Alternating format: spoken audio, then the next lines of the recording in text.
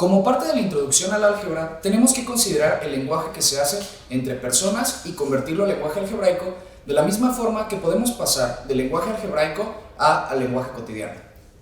Tenemos que considerar operaciones algebraicas que vemos aquí y asociarlas a palabras comunes que podríamos leer en algún texto o que podríamos escuchar de alguna persona.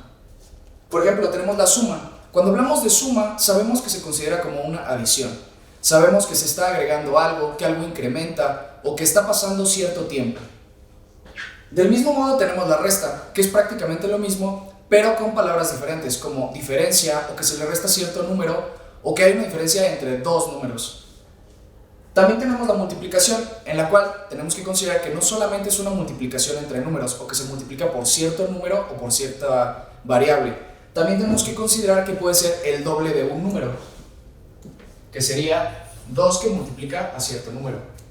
Recordemos que en este lenguaje algebraico las variables se consideran como esos valores que no conocemos, esas incógnitas.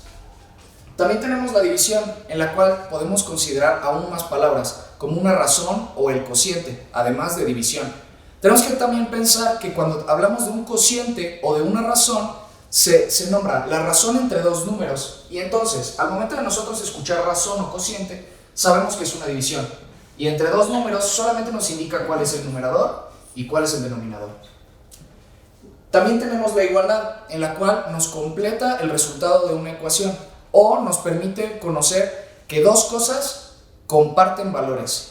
Por ejemplo, si nosotros tuviéramos que dos números sumados, a más b, son iguales o representan lo mismo que otro número, o sea, c. Como ya les mencionaba, tenemos que recordar que cuando no conocemos un valor o se denomina que no es conocido, tenemos que determinarlo como una variable. También tenemos algunas otras operaciones en las cuales cambian, como por ejemplo los números consecutivos. Los números consecutivos podrían decirse que es a y a más 1 y a más 2. Considerando que si a vale 1, el segundo número consecutivo sería 2 y a su vez el tercero sería 3. Y esto cambia también para cuando son números impares o pares, pero tenemos que considerar que podemos empezar con a para un número impar y el siguiente número impar sería a más 2 y el siguiente sería a más 4. Tenemos algunas otras como su recíproco, que sería la razón de ese mismo número. El recíproco de b sería igual a 1 entre b. Entre otras operaciones que vamos a encontrar en la tabla que tenemos en el material complementario.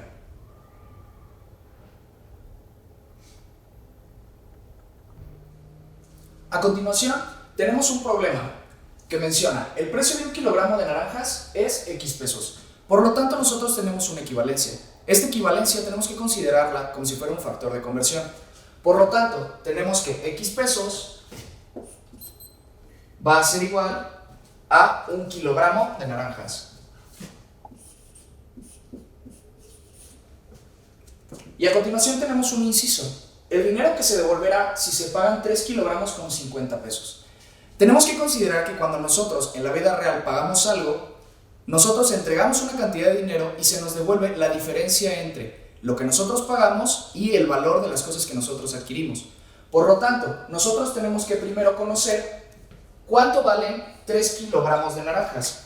Si nosotros vemos nuestro factor de conversión, es muy sencillo. Sabemos que si un kilogramo vale X pesos, 3 kilogramos valdrán 3X. Por lo tanto, para nosotros conocer el cambio, que denominaremos como C, la variable, tenemos que hacer una diferencia entre lo que se está pagando, que son 50 pesos, y le tenemos que restar, porque es una diferencia, los kilogramos, que serían los pesos que vamos a gastar, o sea, 3X. Y con eso nosotros tendríamos una igualdad que nos representa el cambio, porque son 50 menos 3X, que es el valor de 3 kilogramos de naranjas. Para esta sesión también veremos lo que es la notación científica. La notación científica es una herramienta que nos sirve para poder escribir números muy grandes o muy pequeños. ¿A qué me refiero con esto? Que tienen muchos ceros o que tienen muchos ceros decimales. Entonces, veremos estos ejercicios solamente para ejemplificarlo. En este primer punto, nosotros vemos que se tienen dos ceros decimales y después tenemos 36. Entonces, nosotros contamos el número de lugares que habría que mover el punto para al menos tener uno de los números que no son ceros y no importa el resto. Todo esto es a consideración de lo que nosotros necesitemos. Como recordamos, esto es una herramienta. Por lo tanto, si nosotros dejamos el punto aquí, nosotros ya escribiríamos 3.6, escribimos por 10 y nosotros tenemos que escribir una potencia. Esa potencia será el número de lugares que nosotros recorrimos este punto decimal. En este caso fue 1, 2, 3 lugares. Por lo tanto, aquí nosotros colocamos un 3, pero lo ponemos negativo. ¿Por qué negativo? Porque nosotros tuvimos que regresarlo a una posición adelante. Si nosotros queremos regresar el punto decimal, nosotros tenemos que moverlo 3 lugares hacia la izquierda, por lo tanto es negativo. A continuación tenemos un ejemplo que es opuesto. Nosotros ya lo tenemos en notación científica y queremos nosotros analizar cuál es el valor de esta notación. Por lo tanto, nosotros tenemos 9.8. Escribimos el 9 y el 8 recordando que el punto estaba aquí. Nosotros vamos a recorrer 4 lugares, por lo tanto será un lugar y otros 3. Siendo así, 98.000. El punto quedaría aquí, pero no se escribe porque no tenemos más decimales. Y con eso terminaríamos ese ejercicio. También tenemos algunos otros ejercicios en los cuales ya está referido a qué hacemos mención con esta notación científica.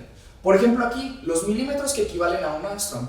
En este caso, es este número que es muy pequeño. Por lo tanto, nosotros podemos ejemplificarlo con notación científica, colocando nosotros el 1, que es el que nos interesa, y contando el número de lugares que habría que recorrer hasta llegar acá. Tenemos 3 lugares aquí, y otros 3 aquí, y uno extra para llegar al 1. Recordemos que tiene que estar del lado derecho del número. Si estuviera a su izquierda sería punto 1. Por lo tanto, tenemos 1, escribimos por 10, y nosotros tenemos que elevarlo a una potencia, que sería 3, 6 y un extra, 7.